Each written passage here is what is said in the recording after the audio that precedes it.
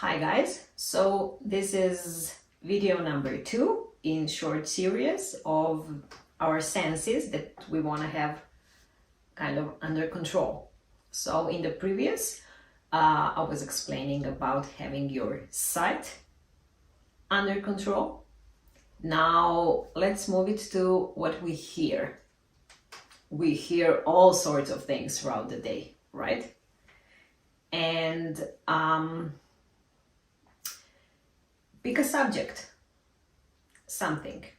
When you hear a news that is unpleasing to you, discouraging,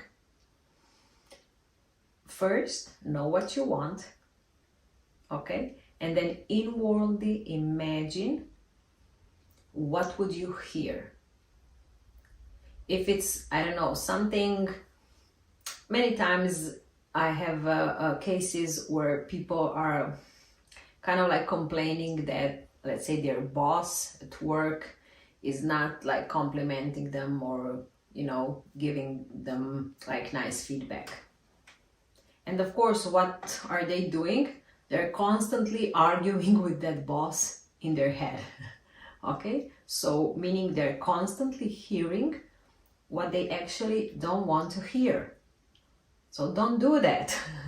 Okay, don't. Become aware what you're doing inwardly. Don't argue inside your head if you don't want to argue outside, because the outside world is a reflection of the inner world, right?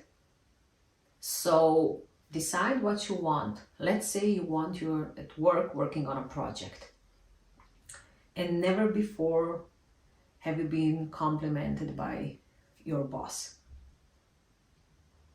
And maybe this is something that you want. It's not even about the raise, but just somebody like appreciating you and telling you, hey, you did a really good job. Thank you so much. Let's say that's something that you would like really be happy to hear. So you know how that person sounds, right? You know the voice. Go to a quiet place. That's why it's important every day to go to a quiet place. Okay? Close your eyes and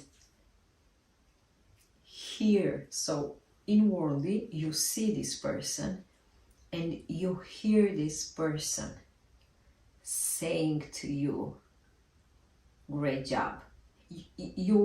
You know what kind of vocabulary they use. Okay, so you hear those words. You don't hear something that they would like never use, because you hear them somebody else.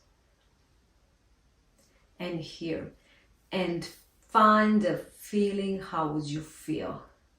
Would it be satisfaction? Would it be like relief? Would it be liberating? Would it be, you decide what's the feeling that you are looking for, and you see that person doing that to you, and you just do that and do it and be persistent. And don't go next day to work and just waiting for boss to come to say you did a good job.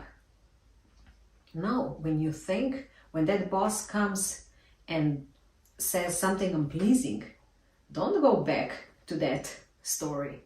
No. Get up, go to the toilet, close the door, lean back on the wall. That's why I used to do, really. I would like lean back. Okay, what do I want? Or I want to get compliments. Or I just want to feel peace. Even that's okay for the first step if it's like all over the place. Okay?